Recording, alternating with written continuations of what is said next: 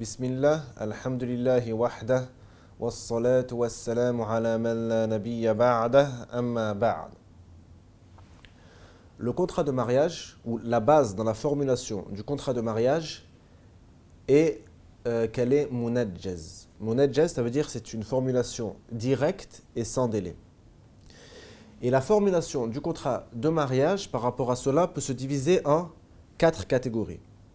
Donc la première catégorie, at-tanjiz. Donc c'est ce qu'on a dit, c'est direct et sans délai. Ça ne comprend que la demande et l'acceptation. Je demande ta fille Fatima en mariage pour une dot de 5 000 euros. J'accepte de te donner ma fille Fatima en mariage pour une dot de 5 000 euros.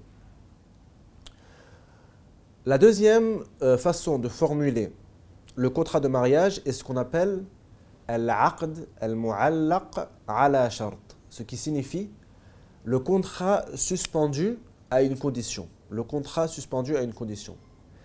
Par exemple, le tuteur dit « Je te donne ma fille Fatima en mariage si tu voyages avec moi jusqu'à la Mecque. » Et donc c'est la même chose qu'ils disent la dot ou qu'ils la disent pas. Il y a des détails à ce sujet après.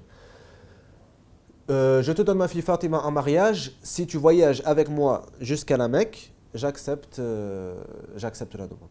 Donc ça s'appelle mu'allaq ala shart, elle est suspendue à une condition.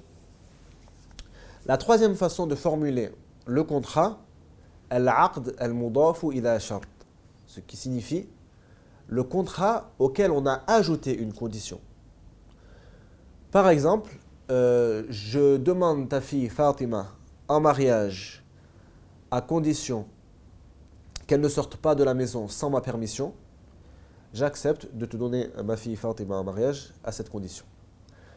La dernière façon de formuler le contrat est ce qu'on appelle al-aqd al-mudafu ila al-mustaqbal.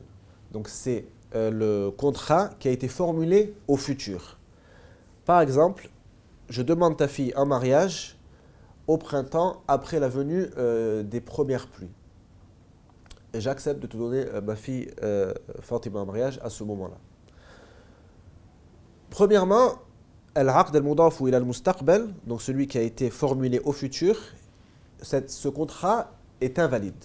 Ce contrat est invalide selon l'unanimité des savants. Al-aqd al-munajjaz, le direct, celui qui ne comprend que la demande et l'acceptation. Je demande ta fille Fatima en mariage, j'accepte de te la donner en mariage. Ce contrat est valable et c'est la base dans le contrat de mariage, comme j'ai dit. Et si la dot a été formulée lors du contrat, il est obligatoire au mari de donner la dot qui a été formulée lors de ce contrat. Donc, par exemple, s'ils sont mis d'accord sur 5 000 euros, il lui est obligatoire de donner 5 000 euros. S'il a eu un délai pour donner cette somme, il doit la donner dans le délai. Et sinon, s'il divorce, il est obligé de lui donner la dot au moment du divorce. Et s'il meurt avant que son héritage soit divisé pour chaque héritier, la femme doit prendre la dot car c'est une dette sur son mari. Et après, elle prend sa part de l'héritage. Par contre, si la dot n'a pas été formulée au moment du contrat, dans ce cas-là, la femme a ce qu'on appelle mahr al-mithl, c'est-à-dire la dot d'une femme qui est semblable à elle au niveau de la religion et du niveau social. Donc par exemple, une femme comme elle, par exemple, on va dire, c'est une femme comme elle, par exemple en Égypte, elle prend l'équivalent de 5 000 euros de dot, elle aura droit, elle aussi, à 5 000 euros de dot, même si la dot n'a pas été formulée au moment de la formulation du contrat de mariage. Wallahu a'lam, Allahumma salli wa sallim ala nabiyyina Muhammad.